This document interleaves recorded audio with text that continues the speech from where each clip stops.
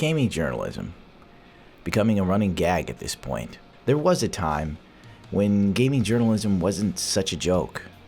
It wasn't a meme, if you will.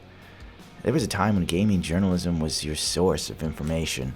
There was a sense of excitement getting a game magazine, whether it was for PlayStation or Xbox, and getting a demo disc and checking it out, or PC Gamer back before PC Gamer spammed Twitch with the same damn tweet like 10 times in an hour and makes you wonder why you're even following these motherfuckers. But now, such is not the case. Even publications that you have some level of respect for, like Giant Bomb. I mean, I'd rather check out what Giant Bomb has to say about a game rather than IGN or GameSpot. In recent times, you may have noticed the ever-growing number of really shitty gaming journalists. I mean, from Kotaku to VentureBeat. I think they have a gaming journalism spot now. Whether it's the guy who can play Cuphead,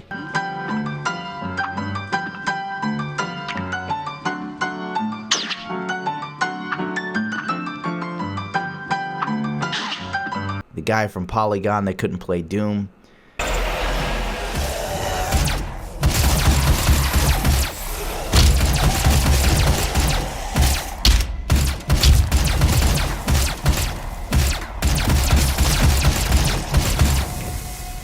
and most recently, on the 15th of January 2018, Giant Bomb put out a quick look at Okami HD, where the gaming journalist Abby plays Okami HD. Before we came in here, I actually looked up my old PS2 review of this game, and I said, like, oh man, this would be perfect for the Wii. I can't wait for a Wii port. And then it came out. Like, maybe not. Yeah, well, good to know. I will say I'm enjoying it so far. It's very long, and the camera controls are inverted, which is unpleasant and feels very kind of old-timey. I don't know how to dig that up yet. And that can't be changed at all? As far as I can tell, no. Weird, like that. I'd feel like if they're doing an update or a re-release, that's one of the like quality of life things they should do. Yes. Since I didn't play the original game, I am not sure if there is any quality of life updates. I would think that would be one if they were to do those, but not sure. That's in your like paint powers there. Is there any kind of like settings? No, I believe I have looked. No, like trackpad, like left trackpad or anything like that?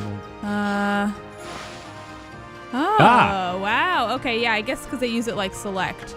Oh my goodness. There we go. Look at that. Oh, thank God. Hold on. Be a million times better. Great.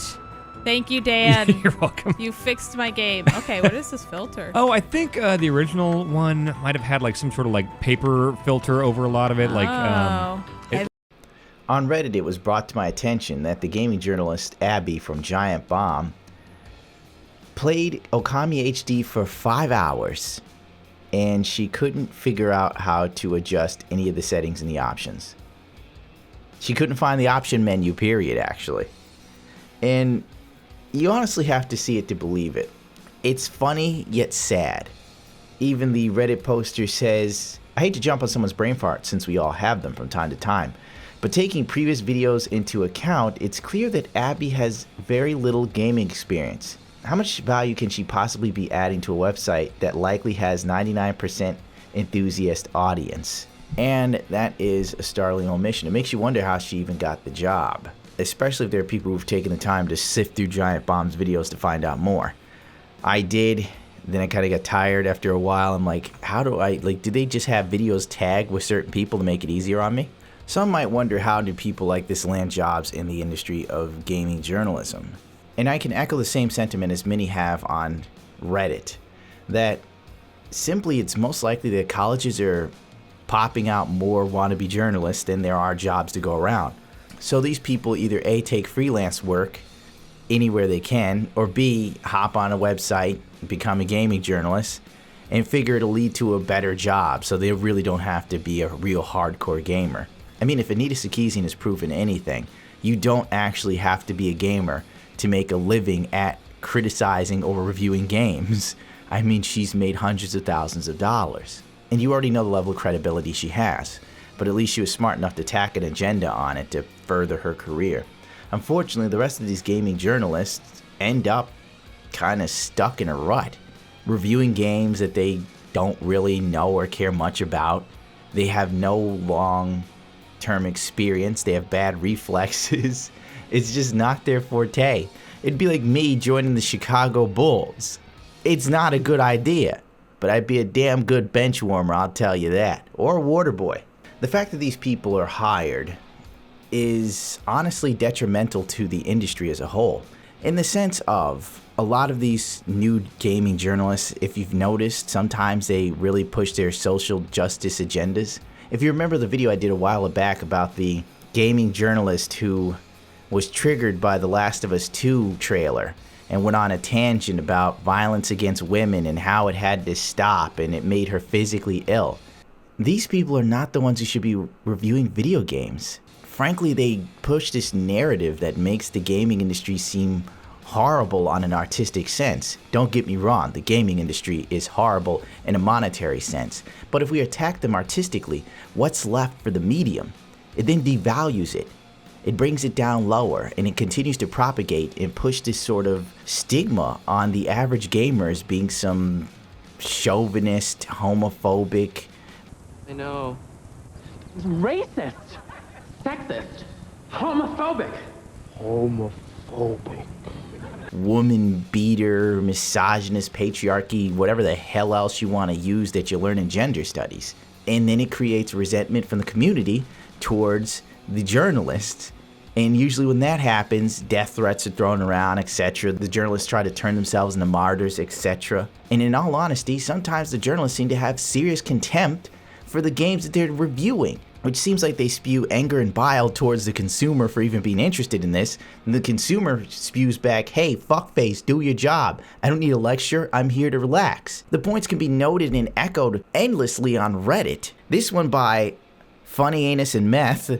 Exactly this. A bunch of overinflated egos who got a degree in journalism, film study, etc., who can't find a place to successfully/financially ply their trade, wind up taking shitty paying gaming journalism gigs. They have it in their head that they are all the next fucking Pulitzer Prize winner, which is why you end up with all these dipshits who have utter contempt for gaming and gamers, because it's not a passion to them, but a means to an ends, and spend their time writing about a bunch of SJW and political and social bullshit they don't get to write for a big fancy newspaper or magazine with an esteemed reputation, and they don't get to brag back home over the holidays about all the meaningful stuff they are doing. So they jam it into their job, where it doesn't fit or belong, just out of spite, because that's what they really want to be doing. Chasing Pulitzers, instead of writing a review about a fucking game that is absolutely so clearly beneath them, which is very true. It reminds me of when Grand Theft Auto 5 came out, and remember, you probably don't remember because most people don't have a memory for this sort of stupid shit. But when Grand Theft Auto 5 came out and GameSpot was doing a review on it, they had the transsexual person do it. I don't know the person's name, all right? So we'll go with her. I don't know what her name is, but she came in and gave Grand Theft Auto a lower mark than she normally would have. And she put in her own social justice or views of the world, you know, where she basically said that the game got a lower rating because of its misogynistic views towards women and this and that and the strip club and blah, blah, blah, blah, blah, blah, and got on a soapbox and started preaching to people about this game. And it's just like, what a lot of these journalists don't understand is it's a fucking game. I mean, people buy the game for entertainment purposes. They buy the game to escape from reality. Nobody wants to hear your opinions on the world and how you're going to change it through the medium of, you know, crying a river on GameSpot or whatever. So, point being, there's a lot of truth to the sentiment, and it has indeed breeded a very anti-gaming journalism feel in the community. That's why YouTubers, including me, have more pull with people than major publications. And at this point, really, gaming journalism cannot afford to not have people that are enthusiastic or interested in gaming, simply because it's no longer a print medium, it's all digital now. And the level of money they make from digital is a fraction of what they once made from magazines like Game Genie and stuff like that. So I probably pontificated far too long on that one subject alone. And I guess that was my way of summarizing the issue at hand, with a lot of gaming journalists just popping up that don't seem to be gamers, and why it really upsets the gaming community. And at this point, I should probably get the hell out of here because I have food poisoning. It's not going well. No, sir. It's not a good day when you shit your pants, guys. I'll tell you that. Ah, my ass! You know those spiel, rate, comment, subscribe if you so choose to. If not, the hell with it. I can't ask anyone to give more of a shit than me in the age of apathy. But the more of you that follow me makes my voice louder in an industry that kind of sucks a lot of dick right now. And you know things are fucked when I'm a bastion of hope or the paragon of virtue. That's when you know things are messed up.